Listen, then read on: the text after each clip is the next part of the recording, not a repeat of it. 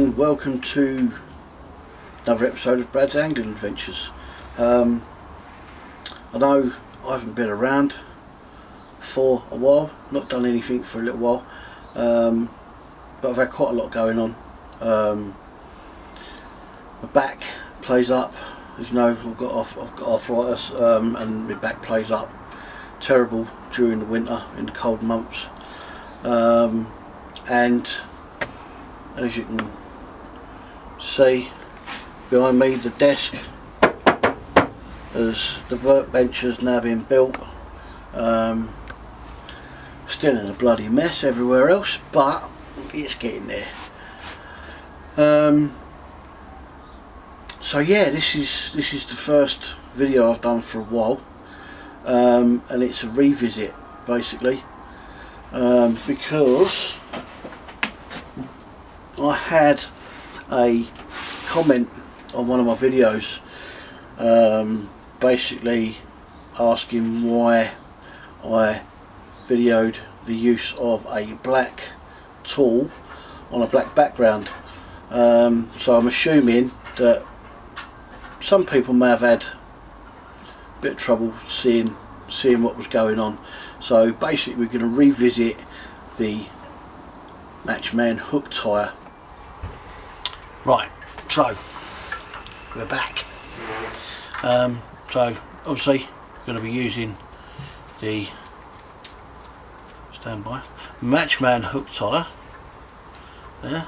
Okay, we're using the Just Online, pair of scissors, and I'm going to be using Preston Innovation size 16 PR456 spade end hook. Hopefully you can see that. Okay, now with the spool of line, you need something to hold it down at the other end. So I'm going to be using an axe to hold mine down. It's nice and heavy because you need to keep the line pretty tight. Okay, so that's what I'm going to be using. So I'm going to set that down there, and then I'm going to grab a hook out of the packet.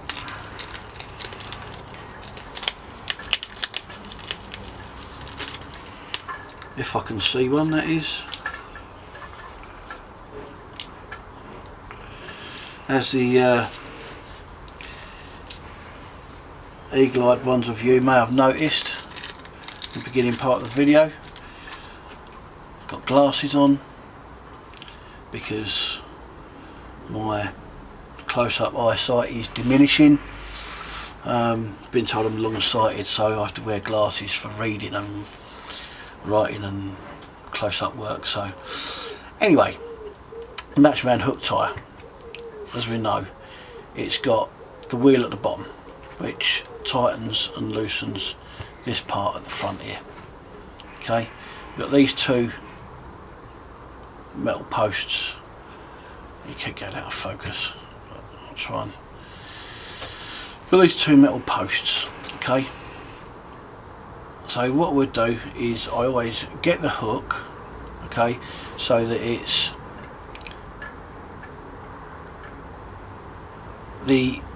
the hook is actually facing away from me, and I'd make sure it's touching my fingernail when I put it into the end of here. Okay, and I always make sure that I line the shank of the hook up with these posts so it's all nice in line. Okay, so we put that in, tighten that up. Remember, right for tight, left for loose. Okay, as you can see, you see the hook there, nicely in line with them two posts. Alright, so then what we do is we get our fish in line and we take it round that rear post, okay, and then bring the line back towards me, and then I turn the hook tyer away from me. Okay, and the line pops down onto the shank of the hook there, and then picks up the main line as you're going round. Okay, now I'll only do a few turns on this because this is quite a thick line to use on this hook.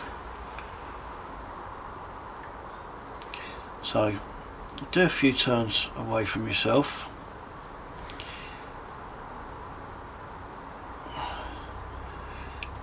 Bearing in mind to keep this line tight at all times. Okay, you've got to keep that nice and tight. And then once you've done all your turns up your hook, take the line that you're holding around the first post. Okay, see that? So it goes around the first post. Alright, and once you've done that,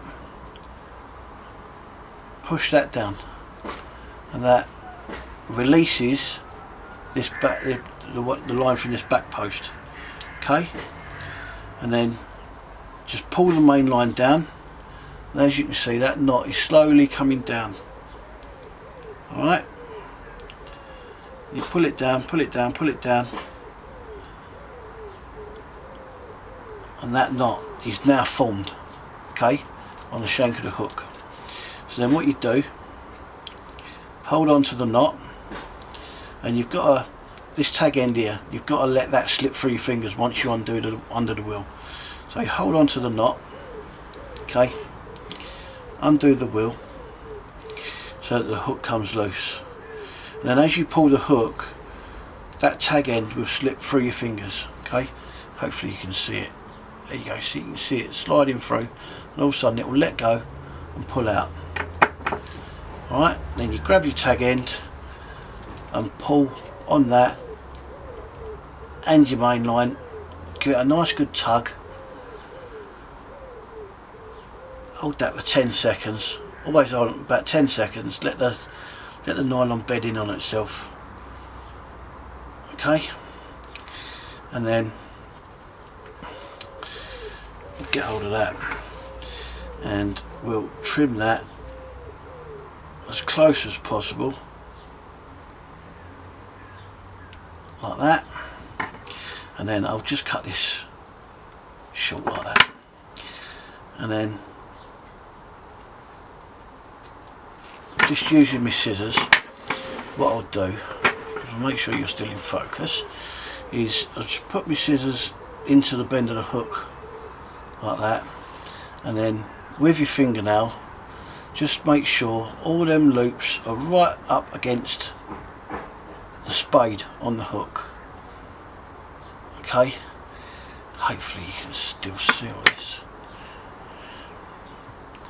and there you have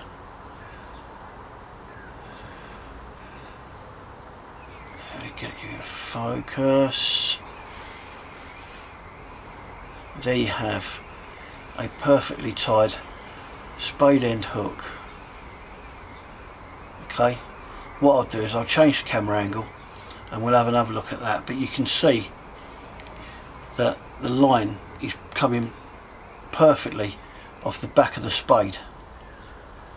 There you can, I'm trying to get a decent bit of light so you can see it, but yeah, you can see that the line's coming off the back of the spade there, and that's perfectly tied. You got all your little loops up the shank of the hook, and that knot isn't going anywhere. Okay, it's a nice strong knot, won't come off, and basically that's how you tie your spade end hook on your Matchman loop tie. Hopefully this has been a bit better for the people that had any problems seeing it beforehand. So I'm just going to quickly change the camera angle and we'll have another look at this, and hopefully you better get a better look at it. Right, as you can see, they've changed their camera angle. You can see that that's perfectly coming off the back of the spade. on that hook. Hopefully you can all see that.